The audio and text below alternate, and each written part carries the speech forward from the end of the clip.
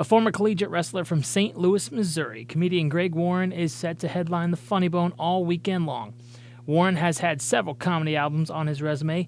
He's an Omaha favorite and has spent his fair share of time on late-night TV, Comedy Central, and he even competed on Season 9 of NBC's Last Comic Standing.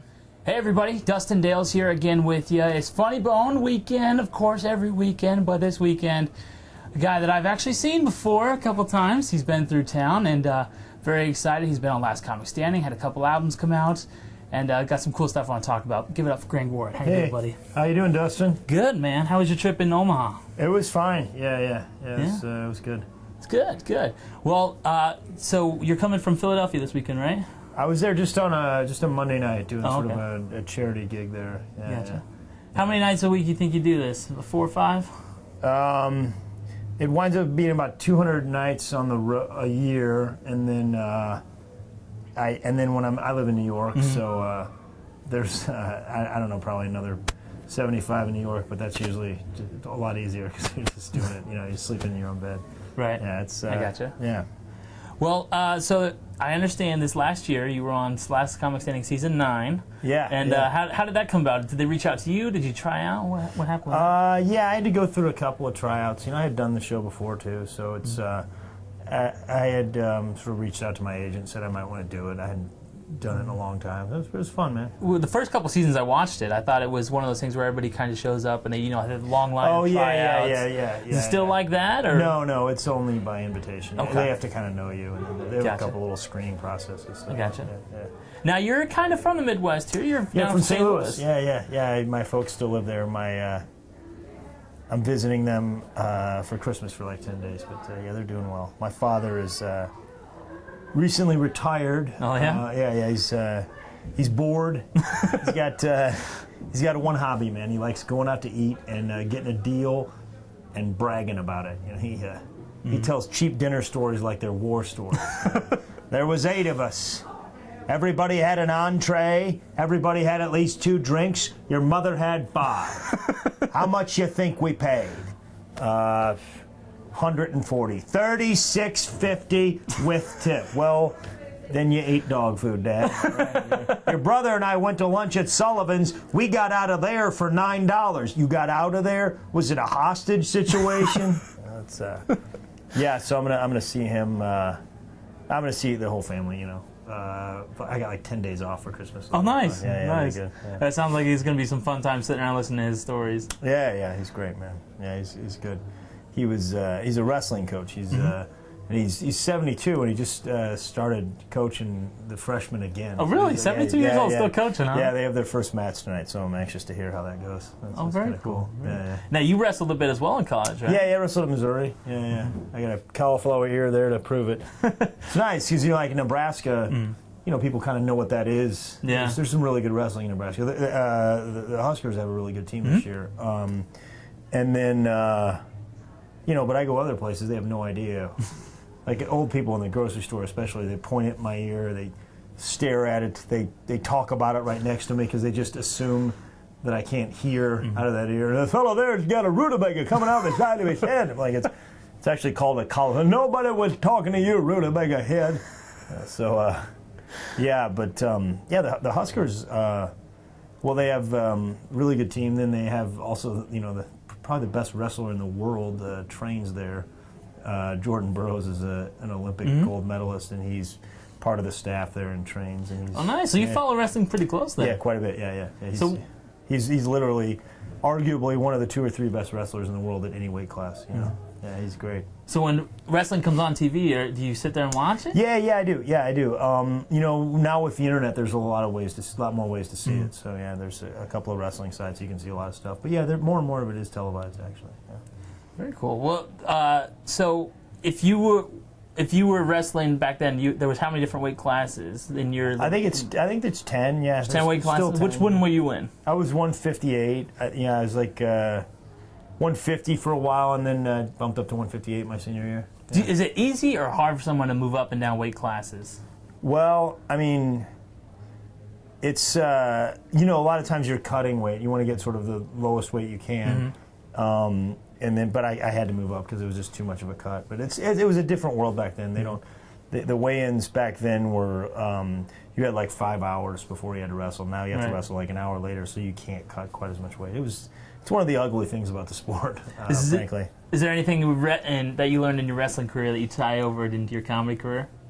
Yeah, I mean, how to handle, failure, failure and adversity. Yeah, I mean, I think it's something I did pick up on. There's and then mostly that. It's just sometimes things aren't going to work out, and you just got to start again the next day. Now, another thing in your background that I thought was pretty interesting is you went to military school. Is that right? Yeah, I did. I went to West Point. West Point. We're talking quite a while ago. My first year of college. Yeah, yeah. I went for 1 year, and then I left. I'm what they call in the Army a quitter. Quitter. Yeah. How did you end up at West Point? I think I got recruited to wrestle there, and I sort of just heard about it from the coach, and it sounded. I don't know. I think it sounded like such a great opportunity. And I was one of these kids that was like very, I don't know. I think I was like impressed with what adults thought of me. And adults really thought it was a cool thing when I was like, yeah, I'm getting recruited to go there. Like, oh, you should do that. And I'm like, yeah, I never thought about whether I wanted to go. Here's why I went to West Point. I got a call from the coach a couple times asking me, telling me he wanted me to go there. And I was talking to this girl the next day in my high school, Liz Miller, and she was the prettiest girl in our high school. And I said, yeah, the coach of West Point is recruiting me. And she goes, that's really cool. And that's that was it. That was kind of the conversation. I went, yeah. We didn't date or anything like that, but that's the real reason, I think. Gotcha. So college football's just wrapping up. Do you follow college football very well? Yeah, casually. I mean, Missouri's so bad this year that I don't follow it as much as normal. But at least you're not a Kansas fan, though. Yeah, that'd have been rough. Yeah, they're terrible. That'd have been rough. See, well, but there's no expectations there. Missouri's been really good for the last several years, so we have expectations now. I mean, as the Huskers too, Yeah, it's been a rough season for us. New coach, and things started off pretty rocky, but we slowly picked up towards the end. I mean, you had a big win over Michigan State. That was a very, very big win. And yeah, it's interesting. I pull for you guys somewhat. Yeah? Not if they're playing Missouri, but and actually not this year because tomorrow is Saturday would have been the Big Ten championship game for you guys, and nobody would have come to my show. So you guys, I played for like a year in high school. I played my senior year, and I think my favorite guy in football is that the assistant high school football coach. The guy that. Like he's been at the school for like 50 years, and he doesn't know anything about football. He just interrupts the head coach during the pregame speech. The coach will be like, all right, guys, bring it in. Listen up. For some of you seniors, this may be the last time you ever play football. So I suggest you go out there on that field, and guys, we need to get those permission slips signed for the banquet. Because there's 89 of you boys, and only 11 of you turned them in. That's not going to cut it, fellas. I love you guys, but we are not going to have a banquet. Let's get them turned in. That's all I got, Coach. Back to you. The coach is like, thank you, Larry. Guys, like I was saying, the only way we win this game is we leave it all on the field. You understand me? Leave everything.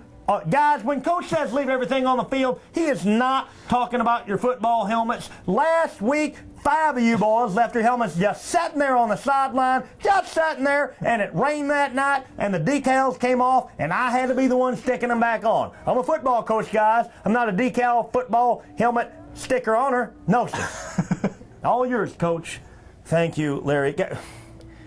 Guys, this is the last thing I'm going to say. That whistle's going to blow in about 10 minutes, and when it does, I want you fired up. I want 11 crazy men on that field. Crazy is fine on the field, guys, but once you get back on that school bus, you need to settle it down because the driver's got a lot of responsibility. He doesn't need a bunch of yahoos jump. Oh, shut up, Larry. Shut up. I don't care if you are my wife's idiot brother. I swear to God, if she leaves me over this, it'll be worth it. You guys see how upset Coach gets when you don't turn in those permission slips? I think you got a career. You got a backup career. Think so? I do. Useless high school football coach. Exactly. That's. I think I could do well with that. Yeah. Does that tie over to wrestling too? You get any wrestling coaches like that ever? Yeah. Yeah. We had, they're sort of even weirder characters. The assistant wrestling coaches. Some of them are the guys that like know more about wrestling than the head coach, but they're just too weird to be the head coach. You know, they're just like they just don't keep them away from the parents. Just let them teach the kids wrestling. That's they're like wrestling junkies, but they have no social skills whatsoever. Some of them. Yeah. So after you leave Omaha, what do you got coming up after Omaha?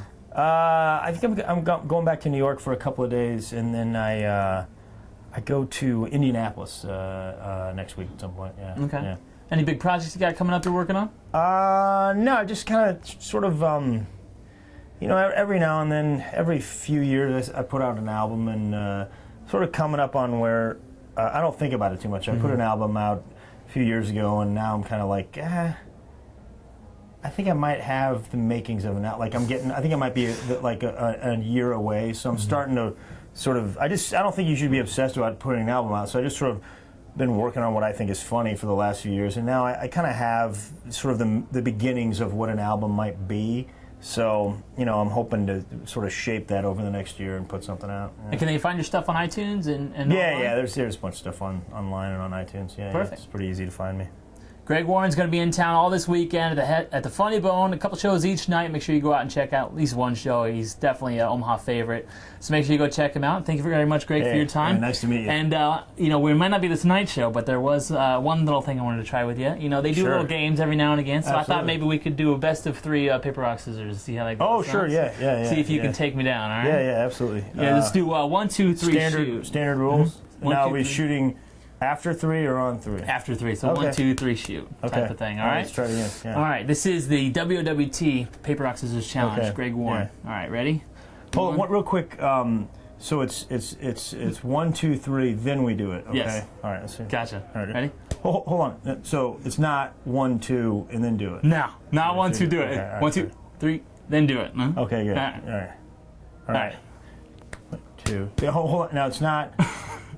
There's a strategy it's just here. Paper, strategy rock, here. or scissors, right? It's not. No, it's not like not like Spock. Can't throw or any of that. pencil No or any of pencil, that stuff, no or alligator, dynamite. no dynamite, none of that Okay, stuff. all Okay, right, just yeah. straight paper, rock, scissors. Okay. All right. Yeah. All right, ready? Yeah. 1, 2. No, wait a minute. It's best 2 out of 3 though, right? 2, 3. Yeah. First one to win 2 gets the win. We're working our way up. We'll get there. Yeah. So all right. He's psyching me out. I can tell. No, that's good. All right. Any other questions? No. right. Let's go. I mean, let's do this. All right. 1, 2. But I mean, why wouldn't it be like a 3 out of 5? It seems like a more logical way. We can to do 3 out of 5. If you think that's your better chance of beating me, we can do 3 out of 5. So I'm Yeah. feeling like you're getting a little bit scared here. No, not at all. No. I really want to do this. It seems like we. I mean, let's get to it already. All right. All right. 1, 2. Hey, man, we just been doing this. I gotta do a show, man. Okay. Yeah. Cool. All right.